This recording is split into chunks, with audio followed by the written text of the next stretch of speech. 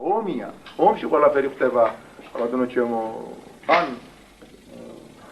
ავტომატი გაიწრის, ხან ქვემეხი, ხან შილკა, ხან კიდევ სხვა რამ და ეს ასეთია ომი.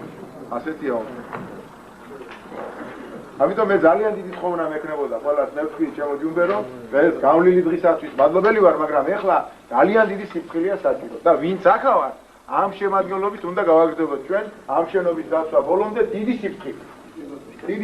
იმიტომ რომ ბევრი რამაა მოსალოდნელი. 7 მარტს საქართველოს ეროვნულ გმირს ჟიული შარტავას 77 წელი შეუსრულდებოდა.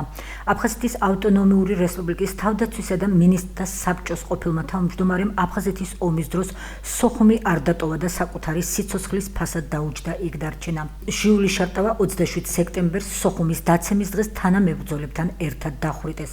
ეროვნული გმირის საიუბილეო თარიღთან დაკავშირებით მთელი კვირის განმავლობაში სხვადასხვა სახის ღონისძიება გაიმართა.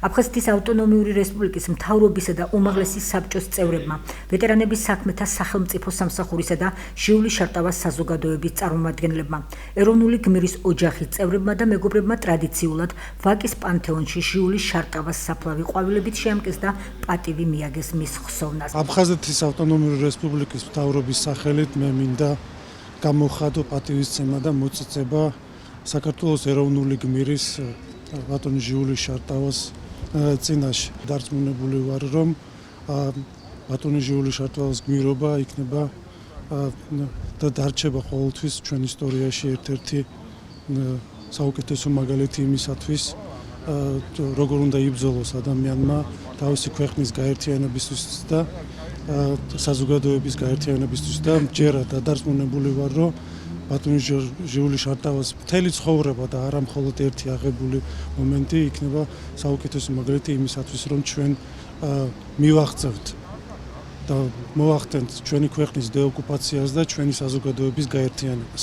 დღეს ჩვენ აქ მოვედით ჟულის სასაფლაოზე, რამე თუ კიდევ ერთხელ პატივი მივაგოთ მას. მადლობა უთხრათ კიდევ ერთხელ მას იმისათვის, რომ ის იყო და დაგვიტოვა ის, რასაც ჩვენ ქართულ-აფხაზური ურთიერთობის აღდგენას ვარქმევთ ზოგადად. ის რომ ჟული შარტავა ცოცხლობს იმ მთაში, იმ მწვერვალში, რომელიც ატარებს მის სახელს, იმ სკოლებში, რომელიც მის სახელს ატარებენ, იმ ბიუსში, იმ ძეგლში, რომელიც დაიდგმება ქალაქის თბილისში ცენტრში და ასე შემდეგ.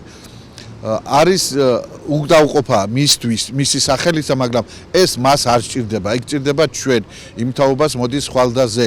ჟიული შარტავა იყო კაცი, სამშობლოზე უზომოდ შეყვარებული და თავისი სიკვდილით სიკვდილსაც კი აჯობა.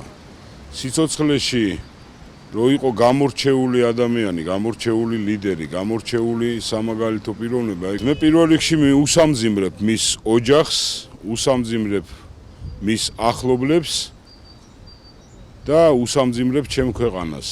დღეს ვართ ეროვნული გმირის სასუფეველთან, გვაქვს პატივი, რომ მის ოჯახს და მთლიანად საქართველოს მიულოცოთ ესეთი კაცების დაბადება. ელენე ახვლედიანის სახელობის ბავშვთა სურათების გალერეაში კი თბილისის მერიის მიერ გამოცხადებული კონკურსის ფარგლებში შექმნილი არქიტექტურულ-მხატვრული კომპოზიციები გამოიფინა.